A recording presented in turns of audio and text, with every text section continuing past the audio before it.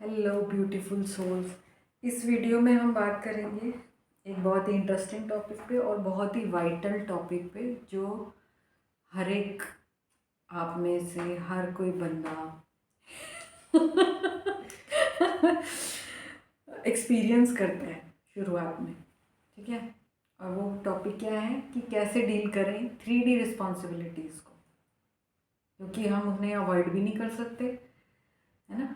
3D responsibilities जैसे कि अगर आप एक वर्किंग वुमेन हैं जैसे कि मैं हूँ, तो बच्चों की रिस्पॉन्सिबिलिटी, बच्चे स्कूल जाते हैं उनको तैयार करके भेजना है, उनका टिफ़िन पैक करना है ना।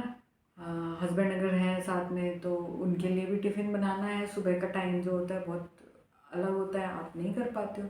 रात को भी अगर आप मतलब कहीं दूर जाते हो, आपका ऑफिस घर से दूर है, तो ट्रैवलिंग में इतनी थकान रहती है कि आपको अगले दिन की सुबह तैयारी करके रात में सोना है और फिर काम ख़त्म करते करते 11 बज गए हैं, 11:30 बज गए हैं, सुबह भी जल्दी उठना है। कब करें मेडिटेशन? सबसे बड़ा क्वेश्चन तो यही आता है कि कब करें, क्योंकि ये सारी रिस्पॉन्सिबिलिटीज़ भी ज़रूरी हैं, है ना। और मेडिटेशन भी ज़रूरी है, क्योंकि अब जब पता लग गया है कि हाँ भाई हमारे ऊपर तो हम तो किसी मिशन के साथ आए हैं, तो ऑब्वियसली दोनों में बैलेंस बनाना बहुत ज़रूरी है। तो मैं अपना एग्ज़ाम्पल बताती हूँ कि मैंने कैसे डील किया था। उसमें से आप अपने लिए जो पॉइंट्स आपको ठीक लगे आप ले लेना, ठीक है, और कोशिश करना उनको फॉलो करने की। It's not a big deal, पहली बार, है ना। सबसे पहले तो ये सोच लो कि अभी तक अगर आपके घर में 4 लोग हैं या 3 लोग हैं, जैसे मेरे घर में हम कितने थे, 1 2 3 4 5 6 लोग थे। 2 मेरे बच्चे, मियाँ बीवी, हम और माताजी पिताजी, 6 लोग थे, ठीक है। लेकिन एक्चुअल में 5 ही लोगों का काम हो रहा था, राइट। क्योंकि अपने ऊपर तो ध्यान था ही नहीं ना। अपने ऊपर अगर पहले से ध्यान होता तो ये सारे झंझट ही नहीं होते। तो हम लोग क्या होते हैं, जो एम्पैथ होते हैं, जो स्टार सीड्स हैं, या जो ईटीज़ हैं, या जो हाईली असेंडेड सोल्स यहाँ आई हैं, वो क्या करती हैं? वो देने में विश्वास रखती हैं, वो सबके लिए करती हैं अपने आप को छोड़ के, ठीक है। तो अभी तक क्या था कि अगर आपके घर में 3 लोग हैं तो अभी तक तो 2 ही लोगों पे ध्यान कर रहे थे ना, आप अपने ऊपर तो कर ही नहीं रहे हो, है ना। परिवार में 6 लोग हैं तो 5 लोगों का ध्यान रखा जा रहा है, छठा तो निगलेक्ट हो रहा है ना। तो बस आप ये सोचो आज के बाद कि अगर आपके घर में 2 लोगों पे ध्यान था तो अब तीसरे पे भी ध्यान देने की ज़रूरत है, मतलब एक मेंबर आपका बढ़ गया है, ठीक है। और वो मेंबर ऐसा है जो कि वाइटल है कि औरों पे ध्यान दिया जाए चाहे ना दिया जाए, इस बंदे पे ध्यान देना ज़रूरी है। और वो बंदा कौन है? वो आप है, ठीक है। तो मतलब आपको खुद को प्रायोरिटी देनी पड़ेगी। ये काम मैंने शुरू किया कि मैं क्या चाहती हूँ, मुझे क्या करना है, मेरी रिस्पॉन्सिबिलिटी मेरे लिए क्या है, पहले उसको पहले पूरा करना है, बाकी लोग सेकेंडरी हैं, ठीक है। फॉर ऑल दोज वुमेन, उन सभी औरतों के लिए, फीमेल्स के लिए जो घर भी संभाल रही हैं प्लस बाहर का भी संभाल रही हैं, प्लीज़ पहले खुद के लिए रिस्पॉन्सिबल रहो, क्योंकि आप चला रहे हो पूरा घर, आपके बलबूते पे चल रहा है। तो सबसे इम्पोर्टेंट तो आप हो ना अपने घर में। अगर आप में प्रॉब्लम है तो परिवार में प्रॉब्लम होगी ही होगी, ठीक है। अगर आपने सेल्फ लव सीख लिया, आपने खुद को प्रायोरिटाइज करना सीख लिया, तो बाकी लोग आपको फॉलो करेंगे। परिवार के हो सकता है शुरू में थोड़ा सा आपको क्या बोले रेजिस्टेंस मिले, ठीक है, लेकिन विद टाइम आप ही हो, ठीक है। और इस टाइम पे आपको ये समझ आएगा कि कौन एक्चुअल में आपको प्यार करता है और कौन नहीं करता है, ठीक है। लेकिन वो जानने के लिए आपको पहले खुद को प्यार देना पड़ेगा। दूसरों के लिए करना है लेकिन पहले अपने लिए करना है। अभी तक जितने भी रूल्स सोसाइटी ने सिखाए थे क्या सिखाया था? अतिथि देवो भव, पति देवो भव, बच्चों की रिस्पॉन्सिबिलिटी आपकी है। कहीं पे भी ये नहीं सिखाया कि पहले आप अपने लिए रिस्पॉन्सिबल हैं, पहले अपनी जिम्मेवारी लीजिए। नहीं सिखाया ना, कोई नहीं सिखाता, ना मम्मी पापा सिखाते हैं, ना स्कूल में कोई टीचर सिखाता है, ना कोई करिकुलम ऐसा बना है, कॉलेज में ऐसा कोई, ना कोई फ्रेंड्स सिखाते, क्योंकि सबके घरों में तो यही कहानी है ना कि बाकी सबके लिए करना है अपने आप को भूल के। That is selflessness. और अगर आप अपने लिए कुछ सोच रहे हो तो सेल्फिशनेस है, जो कि ऐसा होना नहीं चाहिए। ठीक है। अभी अभी मुझे ऐसा लगा जैसे यहाँ से बहुत सारी लाइट थी, वो एकदम से चौंधा लगा मुझे, इसीलिए मैंने ऐसे करके देखा। तो आपने ऐसा नहीं करना है। क्या करना है? आपने खुद को प्रायोरिटी देनी है। ठीक है। अब इसमें खुद को प्रायोरिटी देने का क्या मतलब है वो बताती हूँ। से फॉर एग्ज़ाम्पल, आपने कहीं मीटिंग के लिए जाना है, ठीक है, वेरी इंपॉर्टेंट मीटिंग है ना। से फॉर एग्ज़ाम्पल आप अपनी सोल फैमिली से मिलने जा रहे हो, ठीक है, बहुत दिन से कोशिश में थे और बन गया एकदम से प्रोग्राम, और आपको 4-5 घंटे वहाँ देने हैं, और आप जहाँ जा रहे हो वहाँ से आप 1-1.5 घंटा दूर रह रहे हो। तो ऑब्वियसली सुबह आपको निकलना है। अगर 11 बजे से मीटिंग शुरू है तो आपको सुबह निकलना है 9:30-10 बजे, 9:30-10 बजे निकलना है। और अगर शाम को लेट तक आने का, वापसी का है, तो ऑब्वियसली आप सारे दिन का काम एक दिन में एक मतलब जाने से पहले पहले करना चाहोगे, है ना। नहीं तो घर वाले क्या कहेंगे, घर में भूचाल आ जाएगा, ये वो करके हज़ारों चीज़ें हैं। अब आपने ये देखना है कि उसमें से कितनी चीज़ें ऐसी हैं जो आप अगले दिन के लिए टाल सकते हो। ठीक है। छुट्टी का दिन है, कपड़े धोने भी ज़रूरी है, बर्तन धोने भी ज़रूरी है, खाना भी बना के जाना है, ये भी करना है, वो भी करना है ना। और जहाँ जा रहे हैं उनके लिए भी कुछ लेके जाना है बना के। ठीक है। तो अब इसमें से आपको ये डिसाइड करना पड़ेगा कि which work is the vitally important यानी जिसके बिना काम चल ही नहीं सकता, मतलब जीना मरना वाला काम जो है ना। वो उसमें क्या है, जीने मरने वाला काम क्या है, ये तो आप ही बता सकते हो आपके घर में। से फॉर एग्जाम्पल मेरे घर में जीने मरने वाला क्या काम है? कोई नहीं था, नहीं था। मतलब ये कह लो कि मेरे घर में 6 लोग हैं, तो my mother in law was so nice, she always kept me like this, except for the part with my husband. उन्होंने मेरी बहुत हेल्प की है ना। ऑफिस में ये कह लो कि 8 घंटे का ऑफिस है, तो 2 घंटे आने जाने में, 2 घंटे सुबह, 2 घंटे शाम आने जाने में, तो 8-4-12 घंटे का प्रोग्राम है पूरा दिन का। तो मेरी माता जी खाना भी बना देती थी, है ना, पीछे से बच्चों को भी पूरा अच्छे से संभाल रही थी। जब मैं आती थी तो मुझे चाय भी बना के पिलाती थी, मैं सुबह उठती थी बेड भी देती थी मुझे, है ना। शाम में अगर मैं नहीं बनाना चाह रही हूँ खाना, तो खाना भी बना देती थी। मतलब शी वॉज इंजॉइंग इट। अब वो उनका मोटो क्या था उसके पीछे, उससे मुझे कोई मतलब नहीं, लेकिन उन्होंने मुझे बॉदर नहीं किया। अब सबके घरों में ऐसा नहीं होता है ना,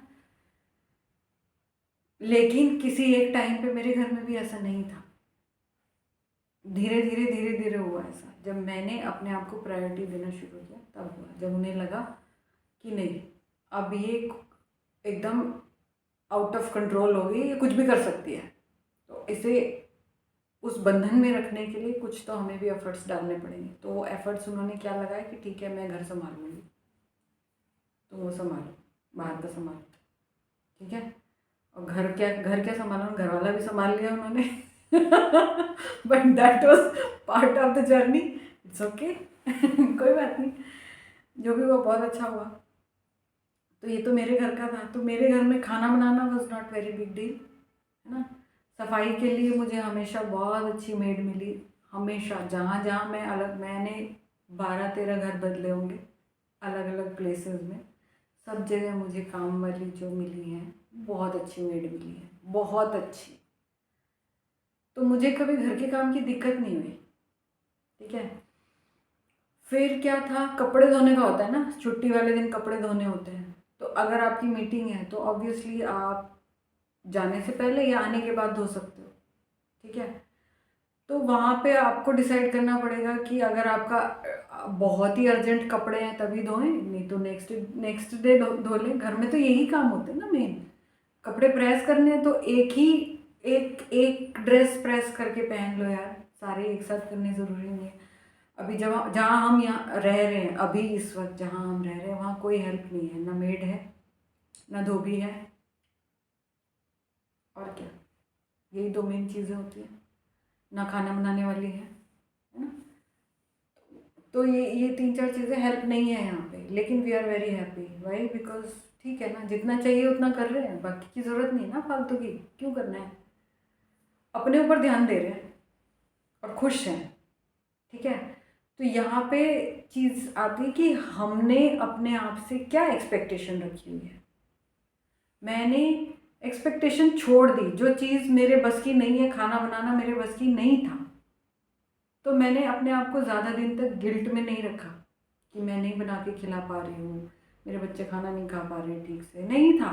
मैंने प्रेयर की कि इस झंझट से मुझे निकालो। बच्चों को मैं हमेशा खुश होकर बना के खिलाती थी, बट जैसे स्पिरिचुअल अवेकनिंग हुई उसके बाद तो आप कट ऑफ हो जाते हैं ना सारी उससे, सबसे। मैं भी कट ऑफ हो गई थी, बिल्कुल बच्चों से भी कट ऑफ हो गई थी कुछ टाइम। ये कह लो कि 1-1.5 साल ऐसा था कि बिल्कुल मैंने ना बच्चों पे ध्यान दिया, पति पे तो पहले से ही नहीं था। क्योंकि वो साथ में रहना चाहिए ना पति पे ध्यान देने के लिए, थे ही नहीं साथ में, उनकी पोस्टिंग अलग थी, है ना। तो वो तो डिवाइन प्लान था हमेशा से दूर रखना।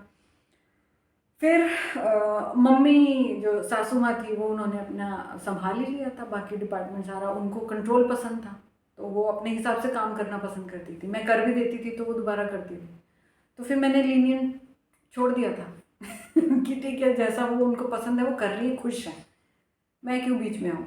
तो फिर मैंने पूरा अपना ध्यान अपने ऊपर रख लिया कि ठीक है, मैं सारे टाइम मैं मेडिटेशन में ही रहती थी, मतलब ये कह लो कमरा बंद करके, अंधेरा करके। लाइट नहीं पसंद थी उस वक्त में मुझे, बहुत डार्कनेस अच्छी लगती थी, क्योंकि मैं आँख बंद करके बैठी रहती थी और चलता ही रहता था कुछ कुछ कि क्या हो रहा है क्या नहीं हो रहा है। मेडिटेशन में बहुत बहुत मतलब ये कह लो कि 6-7 महीने तो ऐसा ही रहा, ठीक है। उसके बाद फिर थोड़ा थोड़ा ये था कि हाँ ठीक है, चेंजेस लाने हैं, कि अब हो ये जो हो रहा है घर में, ये सब नहीं हो सकता, ये सब मैं नहीं कर सकती, तो अलग होना पड़ेगा। तो वो सब, उन सब चीज़ों से अपने आप को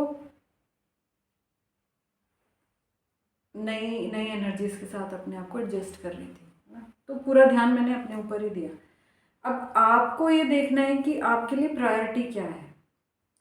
मेरे बच्चे उस वक्त छोटे थे, ये कह लो कि 15-16 साल की थी बड़ी वाली लड़की, है ना, छोटी वाली उससे 8 साल छोटी है। तो वो ये था कि इतने छोटे भी नहीं थे, इतने बड़े भी नहीं थे, लेकिन जब आप अपने बच्चों से अपने मन की बात अच्छे से कह के उन्हें समझाते हो तो वो समझेंगे, है ना।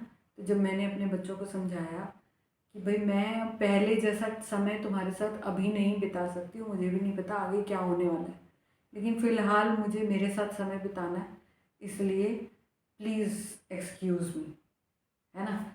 तो मोस्ट ऑफ द टाइम ये था कि मेरे बच्चे समझ रहे थे इस बात को। जितनी देर मैं अकेले रहना चाहती थी मुझे छोड़ दिया जाता था बच्चों की तरफ से। बाद में रात में तो हम सब इकट्ठे ही होते थे तीनों, है ना। उनको कुछ बात करनी होती थी तो हम रात में कर सकते थे, या हम घूमने जाते थे तब करते थे, तब वॉकिंग के लिए हम जाते थे तब करते थे। अदरवाइज़ मतलब मेरे लिए इतना एडजस्टमेंट मुश्किल नहीं था।